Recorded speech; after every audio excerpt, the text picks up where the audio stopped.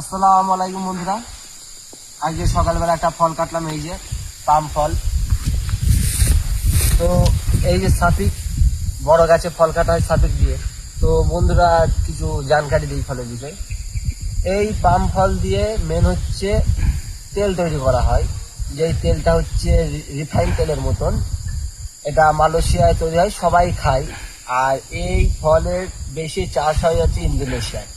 ইন্দোনেশিয়ায় সবচেয়ে বেশি চাষ হয়, তারপরে মালয়েশিয়ার পরে কিছু কিছু জায়গায় চাষ হয়, সেটা থামছেন কিছু কিছু, কেউ যদি শখ করে লাগায়।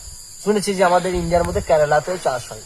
তো কোনো কোনো জায়গায় কিছু কিছু চাষ হয়, তো বেশিরভাগ চাষ হয় ইন্দোনেশিয়া, তারপরে মালয়েশিয়া।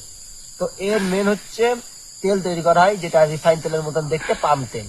আর এই ফলের মধ্যে এক ধরনের সাদা নারকেলের মতন দেখতে একটা জিনিস আছে, সেটা খাওয়াও যায়। এবং সেই জিনিসটা দিয়ে পিওর ভালো তেল বানানো হয়, যেটা বেশি টাকা দাম।